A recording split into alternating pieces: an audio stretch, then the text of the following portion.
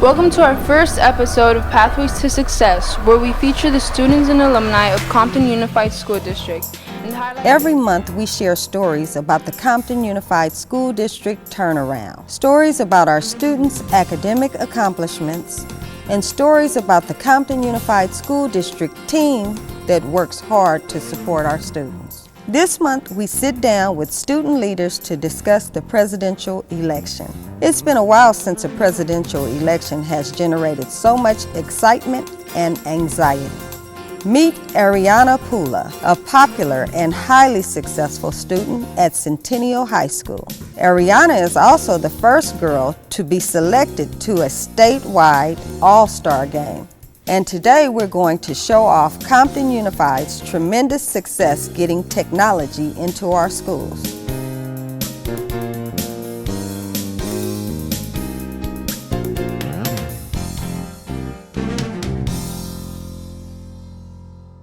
Hello, I'm Satra Zarita, President of the Compton Unified School District Board of Trustees.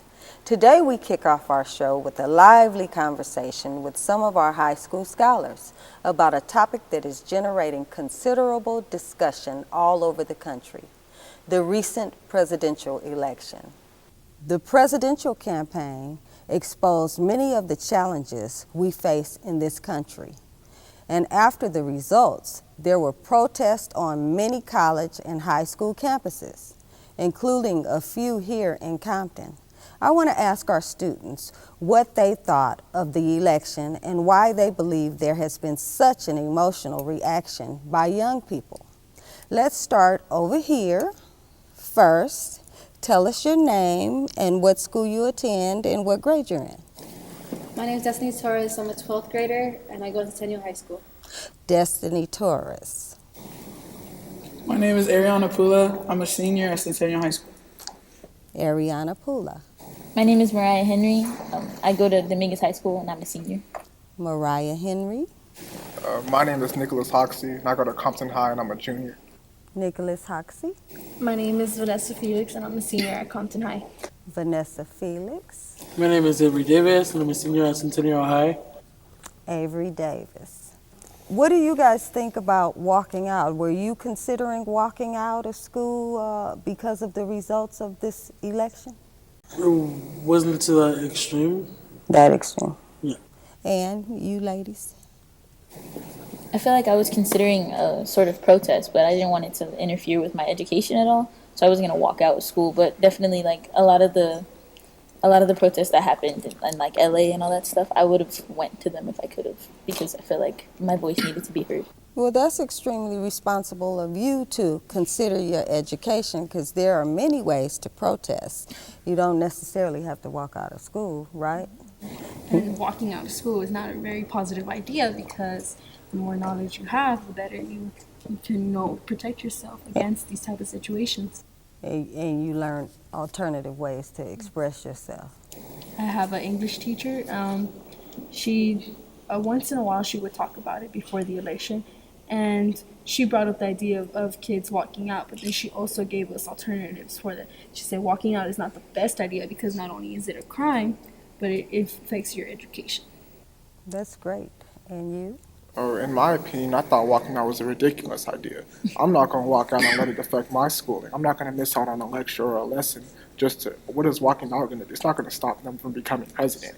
Walking out isn't the best way to project your ideas and get heard. If you want to do that, I would suggest you protest on a weekend, not ruin your schooling. Anybody over here? Adding to the purpose of it, my mom even gave me a good thought of. She was telling me that there isn't no purpose. It's not going to change anything, basically, if you walk out of school. Well, why do you guys think so many young people reacted the way they did? Anxiety, fear, stress? Well, it's because of what the internet portrays. The internet. Yes. I mean, all you hear is Donald Trump saying, "I'm gonna build a wall. I'm gonna build a wall." And here in Compton, where we have majority Hispanics, of course they're gonna have fear, in a sense, because of what he stated. And so I wouldn't blame them having at least maybe a little bit of fear in the thought of him being in office. You know, we have local legislators here, like myself, and on the city council. My sister sits on the city council, and we were born and raised here in Compton. And we took this job so we could protect and serve and enhance the quality of life for our people in Compton. And our people are all of you here, and we want to protect all of your rights. So there's no need for you to be afraid or your friends to be afraid, and you guys seem like you're the ambassadors for this school district. You're the leaders, the student leaders who can help to direct and channel in a positive way anxiety and lead your friends and lead your classmates. I'm really impressed with all of you. Anyone else have something to say about anxiety and fear? I mean, I can understand why students would be scared. Donald Trump did say that he would deport a lot of people. And in my opinion, I can understand where students are coming from because their parents may not exactly be legal yet. So they're scared that their parents might be sent away or family members might be sent away. So of course, if I was in that position, I would be scared. But I can understand why they would walk out, maybe because they thought it would help in some way. But honestly, that wasn't a very mature decision to make. I feel as if you're scared or if you have anxiety, you would push your parents to hurry up and maybe get their citizenship, try to fight in better ways. Because if you're just going to be scared and make irrational decisions, it's not going to help anybody in any way. That's right. I want to add on a little bit to that. I'm currently helping my parents with their immigration papers, but I don't really. Well, I do think fear is part of a negative reaction towards Donald Trump, but I also think it's a lack of respect, mutual lack of respect. Donald Trump, no one came before Donald Trump announced he was going to run for presidency. People just saw him as one of the richest guys on the planet. But then he came out and said what he said, and that sort of gave a lack of respect. Here, growing up here, you have to gain the respect. And what he said was not a positive action. That gave us some insight on what his personality was. We didn't want him in office because of that. And he came later on, apologized, but here, an apology is not enough. It's with actions that help you gain respect. Thank you for sharing your personal story with us. That's very courageous, and I think it's phenomenal that you are working with your parents. And I can just assure you, Donald Trump is out of touch with what's happening here in Compton, and I don't think his reach is as far as he expects it to be. And I know for a fact that he has a whole bunch of other fights that he's picked and he'll have to deal with before he has time to reach down here to Compton. So I don't think you guys have to worry about anything, and you should let your fellow students know. What is it about him that generated such a powerful response? Where to begin? Why don't we do this? When you hear Donald Trump's name, what is the first word that comes to mind? Disgusting. Disgusting. You have to say that. Yeah, you can say whatever you want to. We're having a round table discussion here in the Compton Unified School District at Compton High. And USC now, USC. Right. Okay. Sorry. All I right. remember. Well, he discriminates females. Oh yeah. What would we call that?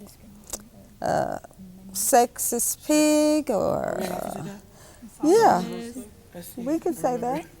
Yeah, we could say that. A sexist pig. Yeah. That's pretty harsh. Well, and what did you say? Say that again. I don't think it's harsh enough to call him a sexist pig. I think he's done enough for us to just not even think about him at all. He shouldn't even.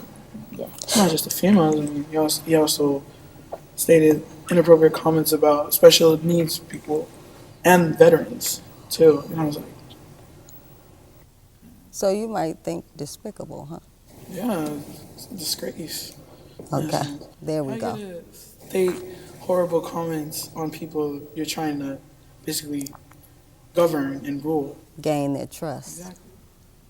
That's a good analogy. I'm shaking, I'm getting mad. Don't get mad. See, that's not the response we want. We don't want to get mad. We have to keep level heads and think smart. You guys are the gold standard here. Every time I think of Donald Trump, I think of like racism and bigotry. Bigotry, and that's unfortunate. I see him as an immature, elderly man who doesn't think before he acts. Honestly, he's extremely disrespectful towards women. He's extremely disrespectful to his family, even. In my opinion, the only thing that would be considerably good about him is his business skills. Other than that, he's just. I can think of some that's pretty a skill strong. of his. Yeah, I don't even think He doesn't pay taxes. And he files bankruptcy on most of his businesses. Exactly. He does a And lot. America can't afford to go into bankruptcy. Exactly. Imagine America's if he in leads a- us to that. Yeah, Because we're America's already in- in debt. We're in a $9 trillion debt. We don't need no more problems right now with financial situations. Well, you know, based on what you all say, oftentimes bullies are insecure. And sometimes bullies are really smart too, you know, and they're bullied because they're smart and sometimes called nerds. I could see him being a nerd when he was young. And so maybe it's insecurity that makes him act these ways. I would say he has the mindset of an immature teenager. A teenager, like, you know, as growing up a kid, you hear these songs about getting rich, making it down. That's what I feel like his mind is, and he doesn't know how to walk away from certain issues. If there's anything negative on him, for example, with this video, once it goes out, if he sees it and he doesn't like it, he's gonna say something negative on Twitter. Everything he stands for is just enabling people who feel the same way to think that they can just be blatantly misogynistic, xenophobic, Islamophobic, and just an overall bigot. Because, like, especially in the time that we're in, like, we don't need that kind of negativity.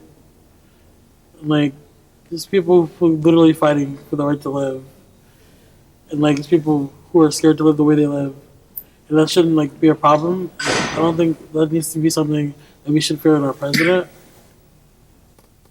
And you're absolutely right. You know, America, land of the free, and so many people come to America for opportunity, or they have come for opportunity and to enhance their lives and their children's lives. And it's unfortunate that we're at a place right now where we're all uncertain about our futures.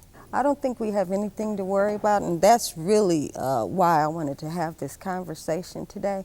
I know there are students like you who have parents that are working on their citizenship that may be nervous or in fear. And I want you to know that there's no reason for you to be in fear here. We're going to protect you. And so soon it'll be time for you guys to vote. You're not voting yet, but how did this election affect how you feel about voting? Actually, when I went to Washington D.C. when they turned in the electoral votes, which made me realize that I don't feel like our votes really count. Like everyone you heard there, that they realized what it was happening. They were saying the same things, like, so does our vote not count? And then our tour guide informed us like it kind of really doesn't. So it makes me feel like what's the whole point of going through all this procedure and people having to work extra just to count these ballots that don't even count. At this point, I don't believe our votes actually count. So why go through so much trouble to let someone click a name? And But you will vote. Is that, are you saying that you may not think it's worth going to the polls and voting? So, to that, I always say, if you're not at the table, you're on the menu. So if you're not a part of the process, no matter how discouraging it seems, because even though you have a national election, you have local elections where you have to support or vote for people that look out for you. And if you're not a part of the process, then you don't know who you get, right? Or you have no input as to who you get.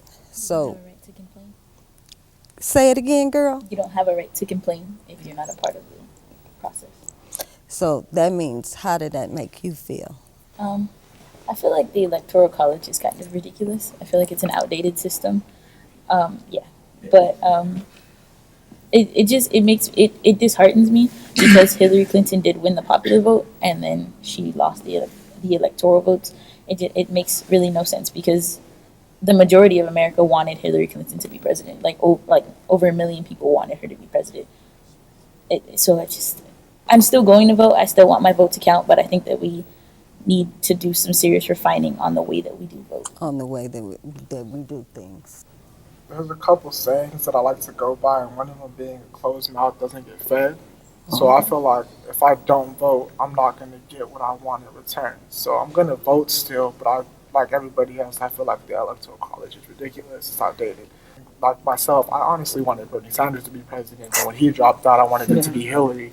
And then when I found out that she got the popular vote but didn't get the electoral vote, I was kind of upset. Because after watching some of the remarks and comments that Donald Trump has made over time, it's kind of irritating to me.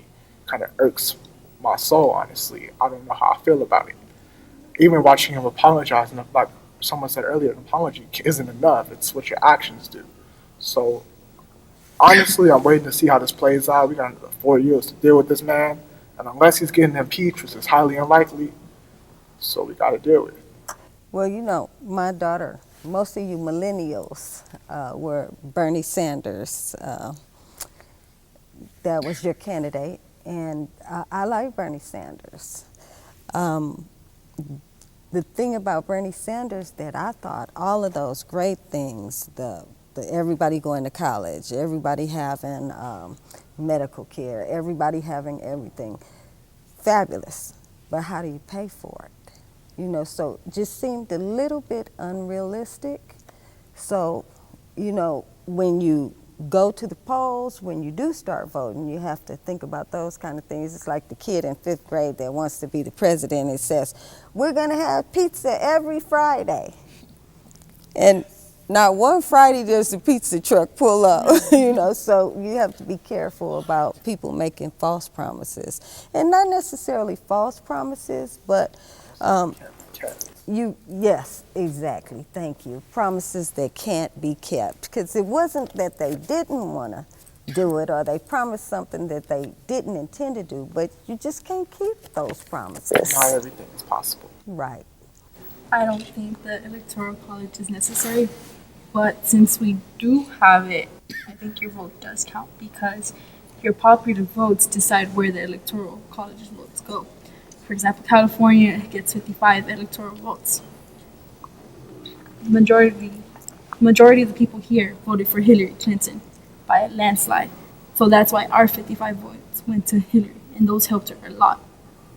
So it's your popular vote that counts, that makes them where the electoral college to go. But it's unnecessary because if Hillary Clinton beat Donald Trump, the popular vote, what more votes do you need? That means the majority wanted it. Yeah, the majority wanted Hillary Clinton.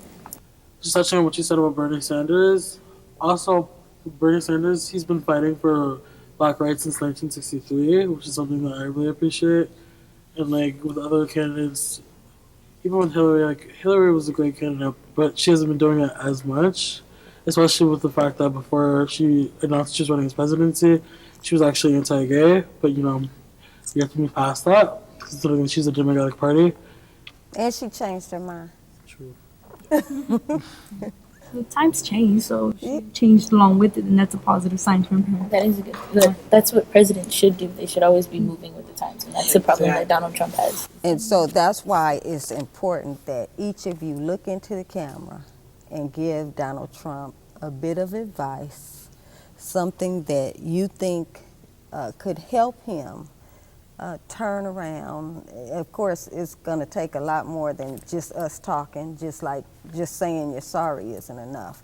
But maybe if he heard from young people across the country who had some kind of insight for him, he'd take heed to it, because it's hard to send out mean tweets about young kids. If you aren't able to adapt to your environment, the environment won't accept you. So if you're trying to get everybody to move along with you, if you're trying to start a positive movement, you got to change yourself first.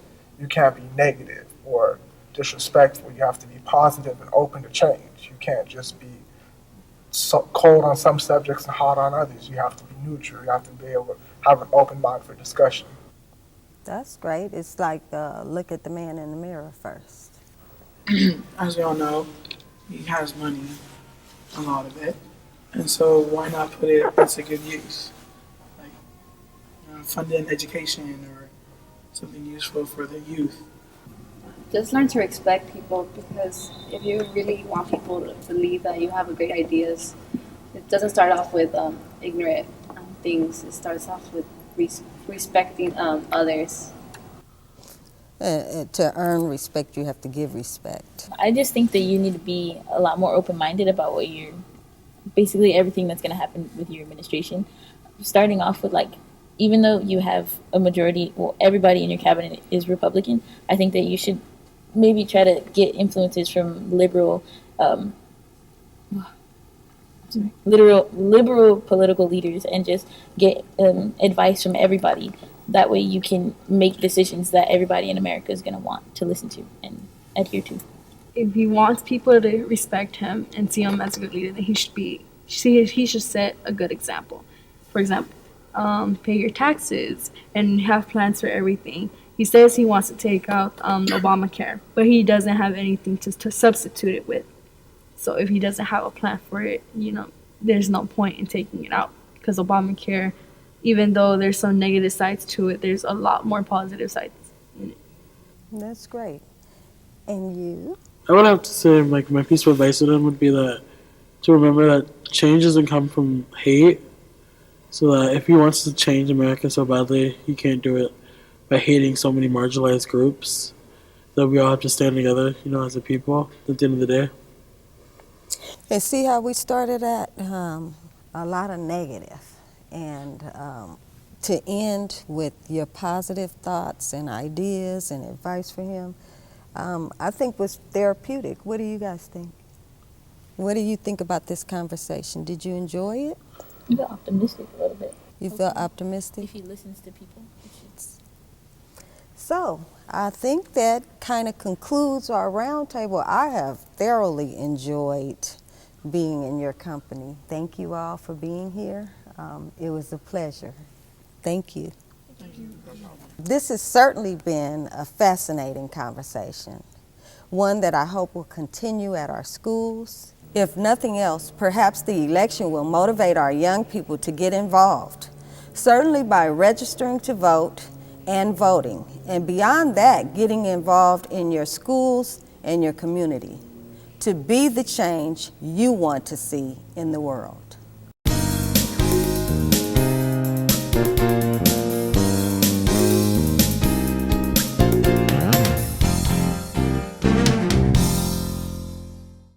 I've been calling the renovations taking place at a number of our schools our Part in Our Progress projects, because the construction might have been a little challenging for our students, staff, and parents. But as you will see, the results are worth it.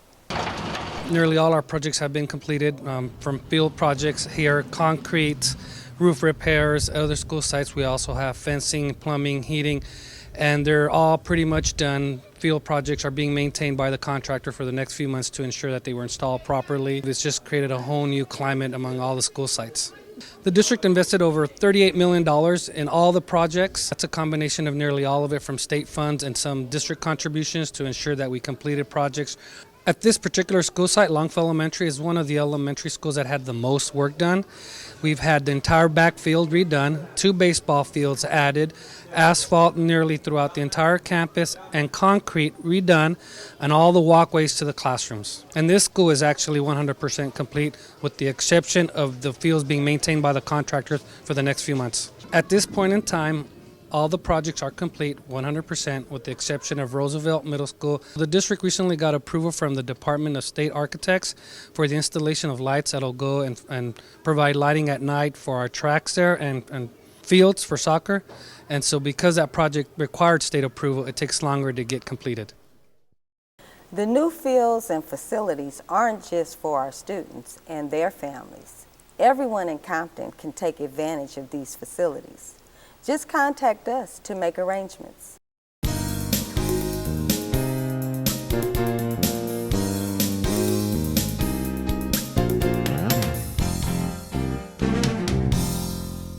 It seems everyone at Centennial High School knows Ariana Pula.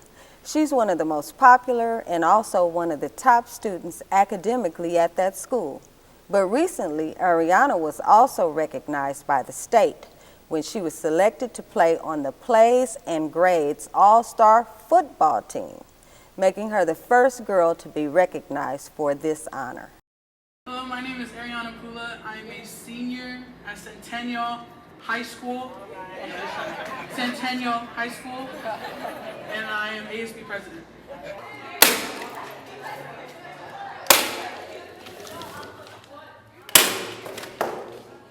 During the day, I'm doing schoolwork, and in between, I have ASB events. I'm here till like 7:30, just for ASB work, but like for practice and stuff, probably like 6, the latest maybe. And then I just basically, so like work I miss from classes, I make that up day by day. We have a scholar athlete. This girl is so all around. She's the ASB president. She can sing. She's in the choir. She's just a phenomenal student and a great ambassador for the city of Compton. It was kind of weird for me to start football off because being the only girl is weird. Like the whole changing into your pads. I was literally separated into a different room. I was in my coach's office box, so that's where I changed while the boys changed. And like it's good. Like the school, like they respect the fact that I am a female, so they're like, oh yeah, give Pula her space, give Pula her space. That was weird. But when it came to skills and stuff, I knew I had to be like as good as them or better. I mean, I love kids. I do. I really do. But I do not want to be a teacher, but I hope to like work my way up to administrations, secondary or special. Wow, we were gonna look really cool in a group chat, like in a picture. I wouldn't say I'm a star.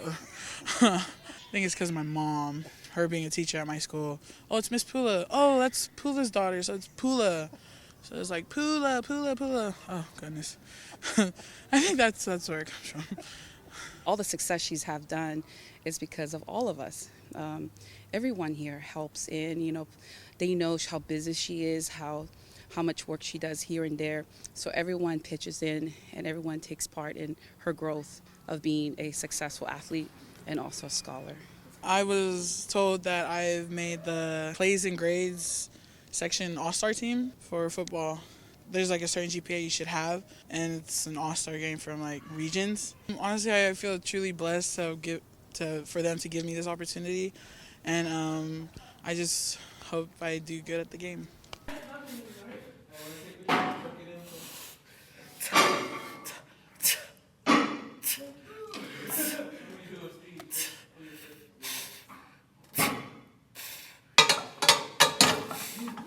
If you want to meet the technology leaders of the future, come to Compton Unified. Our district investment in creating 21st century schools is starting to pay off. From hackathons to robotic competitions, our students are leading the way. How many of y'all feel like y'all got $1 million idea? Raise your hand. Okay, give a round of applause for yourself. Today we're learning how to code and how to make a website. Our website is called Keep Me Updated. It is about, it's actually a student app where students from middle school They can use this website for like food to know like healthy food plans and like what to eat healthy like us. And they can learn like about some safety rules and some educational such as internships and scholarships. A coding and computer science class, so it's like it's not that new to me. So like yeah, it's pretty much easy. I'm learning new things about coding today. Right now we are making a program. We're presenting the program like a business, and other kids outside they're making a video. We have been researching and doing all the things that we can to help out, but over there they're coding. Do I just like pretend I'm touching it? We're creating an app that simulates people, civilians and firefighters. For the firefighters, it's to help prepare for fires instead of putting them out there in danger. And also on the civilian side, it helps them prepare for, in case of a fire, they'll be prepared, they'll know what to do. And it'll be easier for the firefighter to get to the person or the person to get out of the place on fire. Our app's gonna have different buildings, different obstacles. There's gonna be, first it's gonna start off with the regular civilian one-story house. As the levels go up and higher, they get harder, and also the buildings get more complicated. How things going? Everything good? Today we are here for our first annual hackathon. We've had an extraordinary turnout. We've had our partner here, Blue 1647, who's come out and sent individuals from Chicago to come out and bless our students in Compton with some great opportunities. We know that coding is the way of the future, and it leads to high-paying jobs. It's a great day in Compton. I'm Satra Zarita. Our kids are getting ready for 21st century careers. We have some of the smartest kids in the country, and we're excited about the great things and the great opportunities that we're able to provide to our students here in the Compton Unified School District. I think we're one of the best districts in the country. We're going to build a website dealing with food and safety. This is a great day in Compton, and it's a phenomenal opportunity when you get a chance to expose students to something that is new, something that is exciting, something that is cutting edge, and something that can benefit our society as a whole. That has a lot of things. Like infinite, or just maybe 100 or 50, or just enough to get you through a flight. You're listening to The Station Radio. Welcome to our first episode of Pathways to Success, where we feature the students and alumni of Compton Unified School District and highlight the activities of these individuals to the surrounding community. I'm one of the hosts. We're still coming up with new activities to talk about as a regular radio station would have, but we're still going to have music and everything. It's an informational site pretty much. Okay, so you have been hired by CTSO Chapter 309 to create a system to manage the radio station. And you can only use Access Database. We want to start a radio station at Compton Early College High School, and by doing that, we need to also know some computer skills like the databases, and that's why we're learning right now how to create one and how to input data into there so that way we could carry out our project. I am really into music, and I hope that I'm able to produce my own music and be able to put it into the radio station for people to hear. ASCAP is an organization that basically pays artists for their performances. In my AP Computer Science class at Compton Early College High School, and what we did was decided to start a Skills USA chapter, which is a career tech student organization. And one of the things that we decided to do was create a radio station to help teach kids real-world skills and also leadership. Kids come on and put content. I think that's going to be really impactful. People will be able to tune in at different times. It just creates an opportunity for our students to get more exposure. I think it's fun that we're having a radio station that we get to build something on our own. It's fun that we get to put the music we want to put on there, and students' demos can go on there as well. So it's not just their music, it's our music too. After this, it's our legacy basically that we're building, and we built this station. So it's good to know that people are going to be hearing what we've done at Compton Early College.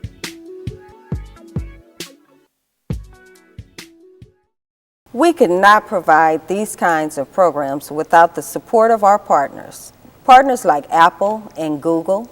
In fact, as you see in these next stories, we work with all kinds of partners at Compton Unified.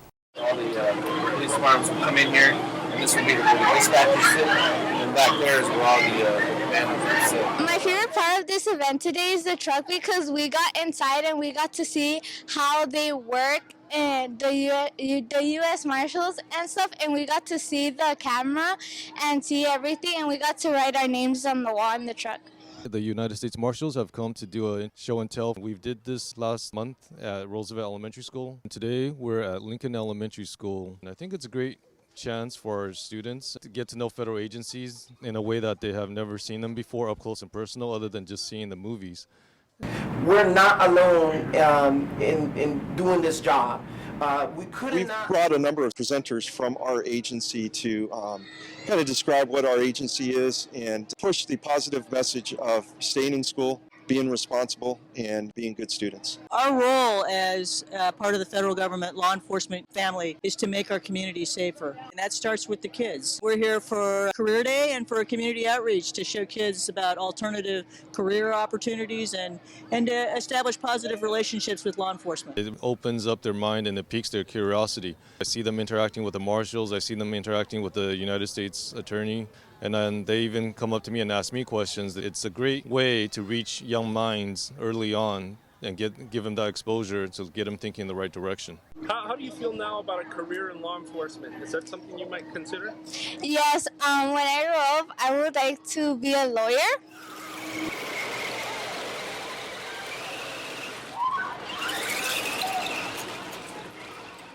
We hope you have enjoyed our program and learned more about our amazing turnaround story here at Compton Unified School District.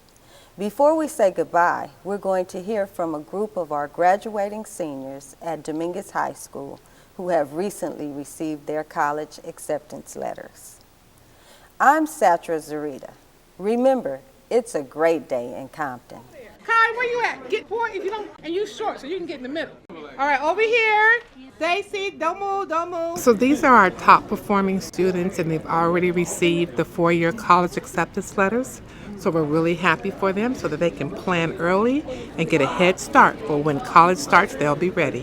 Araya Saxton from Miles. What I want to study? Law. My name is Omar Madrigal. I got accepted to Dominguez Hills, Chicano Studies. My name is Jordan Dimely, and I got accepted to Azusa Pacific University. Business. My name is Jennifer Rojas. I got accepted to Cal State Dominguez Hills, and I want to major in business. Mark Jordan Jr. from Cal State Dominguez and Miles College. Kinesiology. My name is Christian Paredes from Cal State Dominguez Hills. Hi, my name is Carlos Martinez, and I got accepted by Cal State Dominguez Hills, and I want to study nursing or computer science.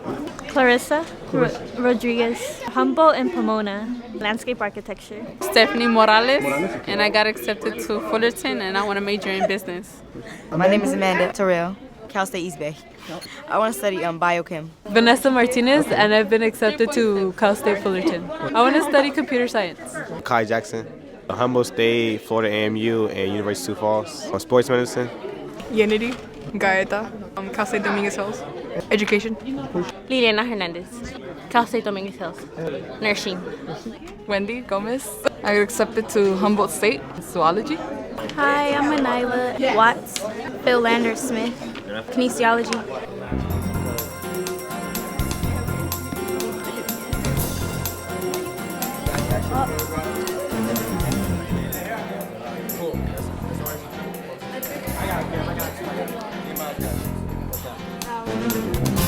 One more. Awesome song. All right. So if I gave you a letter, give it back.